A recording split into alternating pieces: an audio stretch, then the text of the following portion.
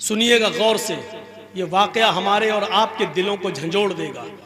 ये बात कब की है? सन 1995 की, 1995। गाजियाबाद से बाई रोड की बात कर रहा हूँ, बाई रोड, जब आप लखनऊ से कटते हुए, बरेली होते हुए, मुरादाबाद होते हुए जब आप गाजियाबाद जाएंगे, और गाजियाबाद से जो सड़क दिल्ली की तरफ गई है, बीच में एक एरिया है, गांव है, उसका नाम है लोनी। मशहूर जगह है लोनी, मुसलमानों की बस्ती है, काफी मुसलमान उसमें रहते हैं और बहुत अमीर और पैसे वाले लोगों की बस्ती। उस बस्ती में, लोनी के अंदर, दो सगे भाइयों की शादी होना थी, दोनों सगे भाइयों की शादी। और जिस गांव में बारात जाना थी वो एक ही गांव है, एक ही गांव में, लड़कियां अलग अलग थी लेकिन बारात एक ही गांव में जाना थी। तो शादी से, जैसे कल सुबह बारात जानी है, कल दोपहर में या 4 बजे के बाद, असर के बाद बारात जानी है, तो एक रात, यानी उससे एक रात पहले इन दोनों नौजवानों ने सोचा कि इस रात को रंगीन बनाया जाए, खेल तमाशा किया जाए। तो ये दोनों नौजवान दिल्ली से कुछ तवाइफों को लेके आए। अब तवाइफ तो नहीं बताना पड़ेगी, वो तो समझते ही है। तवाइफों को लेके आए और वो तवाइफ गाड़ियों से लाई गई, यानी इस आदमी ने अपनी गाड़ी से बुलवाई। पैसे वाले लोग थे। ईशा की नमाज, अजान के बाद, नमाज के बाद दौर चलता है शराब का, दौर चलता है नाच और गाने का। इस लड़के ने अपने यार दोस्तों को बुलाया, दोनों लड़कों ने अपने घर में दावत दी। मिनट मिनट पर चाय बनी, मिनट मिनट पे शराब आ रही है, मिनट मिनट पर दौर चल रहा है। और वो तवाइफें नाच रही हैं, डांस कर रही हैं, अपने जिस्म की नुमाइश कर रही हैं, गाना गा रही हैं, और देखने वालों की आंखों को ठंडा कर रही हैं अपने जिस्म को दिखा दिखा कर। ये नाचो गाना इतनी देर चलता है, इतनी देर चलता है कि टाइम का पता नहीं चलता। वहां फजर की अजान की आवाज आने लगती है। इन दोनों लड़कों के घर से लगी हुई मुश्किल से 300-400 कदम की दूरी पर मस्जिद है। उस मस्जिद से मुअज्जिन ने अजान देना शुरू कर दिया, अल्लाहु अकबर, अल्लाहु अकबर। ये फजर की नमाज का वक्त है। ये वो वक्त है कि चिड़ियां भी अपने घोंसलों में उस वक्त बेदार हो जाती हैं और चहचहा कर, ची ची बोलते हुए अपने रब की तस्बीह बयान करती हैं। युसब्बिहु लिल्लाहि मा फिस समावाति व मा फिल अर्ज़। सुबह के दरख्तों के पत्तों की से चलने वाली हवा भी अल्लाह की तस्बीह बयान करती है। आसमान से उतरने वाली शबनम और ओस के कतरे भी अल्लाह की तस्बीह बयान करते हैं। कायनात की हर शय अल्लाह की हम्द व सना बयान करती है। और ये वो वक्त है फजर की नमाज का कि अल्लाह के नबी ने फरमाया कि मेरी उम्मत का जो भी आदमी, जो भी मुसलमान, जो भी मुझ पर ईमान लाने वाला फजर की नमाज के वक्त उठेगा और जमात के साथ फजर की नमाज पढ़ेगा, और फजर की नमाज पढ़ने के बाद फिर वो जो भी मेहनत करेगा, जो मजदूरी करेगा, अल्लाह रब्बुल आलमीन उसके रिस्क में बरकत देगा। अल्लाह उसके लिए रोजी के दरवाजे खोल देगा। उस आदमी को कभी भूखा नहीं सोने देगा, उसको फिक्र फाके की कभी नौबत नहीं आएगी। ये नबी अकरम का फरमान है। ये तवाइफें जो नाच रही थी, जो डांस कर रही थी, आजान की आवाज सुनती है, आजान की आवाज सुनती है, अल्लाहु अकबर, अल्लाहु अकबर। ये आजान की आवाज उन तवाइफों के कानों में जाती है। तो आजान के एहतराम में इन तवाइफों ने गाना बंद कर दिया और नाचना मौकूफ कर दिया, नाचना बंद कर दिया और गाना बंद कर दिया। खामोश हो गई, न नाच रही हैं न गा रही हैं। इन दोनों लड़कों ने देखा कि इनके पायलों की छनकार रुक गई है, इनके पैर जो अभी जमीन पर थरक रहे थे वो रुक गए हैं। मुंह से सुरीली आवाज में जो गाने की आवाज आ रही थी वो गाने रुक गए हैं। तो इन दोनों नौजवानों ने कहा, क्या हुआ? तवाइफों से, क्यों रुक गई हो, क्या बात है? इन तवाइफों ने जवाब दिया, मस्जिद से आजान की आवाज आ रही है, हम आजान के एहतराम में रुक गए हैं। हम भी मुसलमान हैं, अगरचे नमाज नहीं पढ़ते हैं तो क्या हुआ, लेकिन आजान का एहतराम करते हैं। हम अजान का एहतराम करते हैं। हमारी मजबूरियों ने हमको तवाइफ बना दिया है, नाचने और गाने वाला बना दिया है, वरना हम तवाइफ नहीं थे। हमारा ये मतलब नहीं है कि हम नाचेंगे नहीं, गाएंगे नहीं, लेकिन इतनी देर रुक जाने दीजिए जितनी देर मस्जिद से अजान की आवाज आ रही है। हमको इतनी देर रुक जाने दीजिए। हमने आजान के वक्त कभी गलत काम नहीं किया है, हमने आजान के वक्त कभी गलत काम नहीं किया है। आजान का एहतराम मैं करती हूँ, मैं अभी नाच नहीं सकती और गा नहीं सकती। इन दोनों नौजवान लड़कों ने जो जुमले कहे वो सुनो क्या थे। इन दोनों नौजवान लड़कों ने जवाब दिया, सुनो सुनो गाने सुनने वालों, सुनो टीवियां देखने वालों, सुनो मोबाइलों में 1 GB और 2 GB मिलती है तो पूरी फिल्मों में और ड्रामे देखने वालों। इन दोनों नौजवानों ने जवाब दिया, इन तवाइफों से अजान तो दिन भर में 5 मरतबा होती है, लेकिन तुम तो रोजाना नहीं आती हो।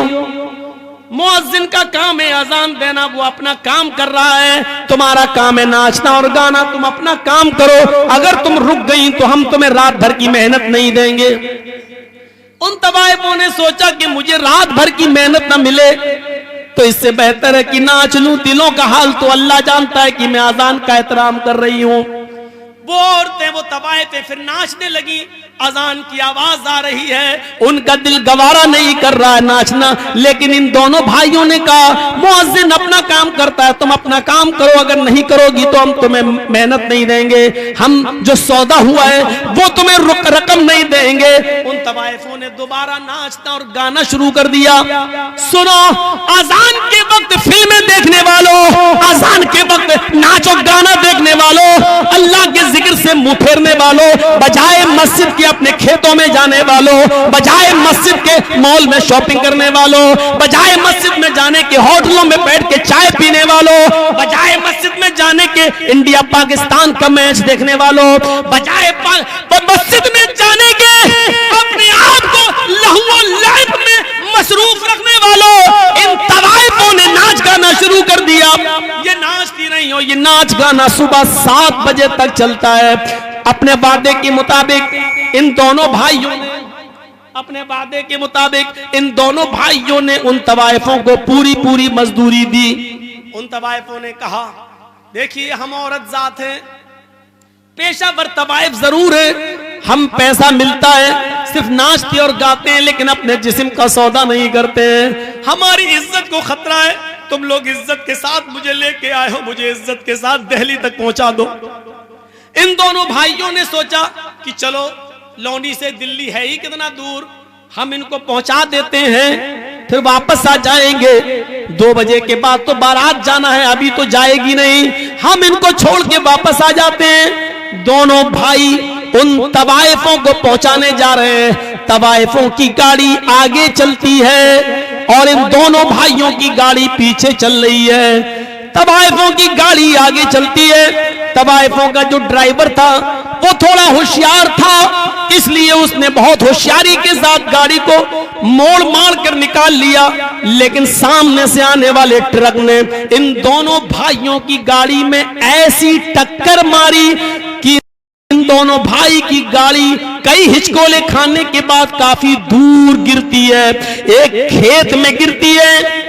आनन फानन लोगों की भीड़ जमा हो जाती है। किसी तरह कार का, गाड़ी का ढक्कन खोला जाता है, उसकी खिड़की खोली जाती है, उसकी विंडो खोली जाती है, लेकिन दोनों भाइयों की लाशें इतनी बिगड़ चुकी हैं, इतनी खराब हो चुकी हैं कि पहचान से बाहर है कि बड़े भाई की लाश कौन सी है और छोटे भाई की लाश कौन सी है। पहचान नहीं, पहचान से दूर है। ऐसी टक्कर होती है ट्रक से कि गाड़ी दूर गिरती है, बड़ी मुश्किल से ढक्कन खोला गया। बस करो भैया, पी लेना बाद में चाय यार, हम इनको मना कर रहे हैं, पीछे से आप बोल रहे हैं। दोनों भाइयों की गाड़ी ढक्की खोली जाती, जब खिड़की तो लाश पहचानने में नहीं आ रही है कि बड़े भाई की लाश कौन सी है, छोटे भाई की लाश कौन सी है। इन दोनों लाशों को उठाया गया है, पोस्टमार्टम के बाद माँ बाप के हवाले किया गया है। जरा इस अंजाम को नौजवानों कभी सोचा है आपने? सोचा है आपने? 2 बजे के बाद इन दोनों की बारात जाना थी लड़की वाले के गांव में, लड़की के गांव में, लड़कियों के गांव में इन दोनों की बारात जाना थी। जरा सोचिए, फिर हम वहीं आएंगे, सोचिए हम वहीं आएंगे, आपको बार बार वहीं ला रहे हैं। सोचिए, अभी इन दोनों की बारात लड़कियों के गांव में जाना थी, अब बारात नहीं जा रही है, अब इनका जनाजा कब्रिस्तान की तरफ जा रहा है। थोड़ी देर में कहां से कहां तब्दीली आ गई, चेंजिंग देखिए। अभी 2 बजे के बाद, 4 बजे के बाद, मगरिब के बाद इनकी बारात लड़कियों के गांव में जाना चाहिए, लेकिन अब इन दोनों लड़कों को गांव में नहीं बल्कि कब्रिस्तान ले जाया जा रहा है। अभी कुछ देर के बाद इन दोनों लड़कों को लड़की के माँ बाप की तरफ से मिले हुए कपड़े पहनना थे, सेहरा पहनना था, दूल्हा बनना था, इनको नए कपड़े पहनना था। लेकिन थोड़ी देर में अब इनको नए कपड़े नहीं बल्कि नया कफन पहनाया जा रहा है। तसव्वुर कीजिए, फिर कहता हूं सोचिए, अभी इनको कपड़े पहनना थे नए, लड़की के माँ बाप की तरफ से मिले हुए कपड़े पहनना थे, लेकिन अब बाप की तरफ से इनको कफन पहनाया जा रहा है। मेरे भाइयों जरा सोचिए, अभी थोड़ी देर के बाद इनको शादी के मंडप पे बैठना था, वही मौलवी है जो अभी थोड़ी देर के बाद इन दोनों का खुतबा निकाह पढ़ाना था उसको। या अय्युहल्लज़ीना आमनुत्तकुल्लाह हक़्क़ तुक़ातिह या अय्युहन्नासु इत्तक़ू रब्बकुम या अय्युहन्नासु इत्तक़ू, ये तब दुआएं पढ़ना थी उसको।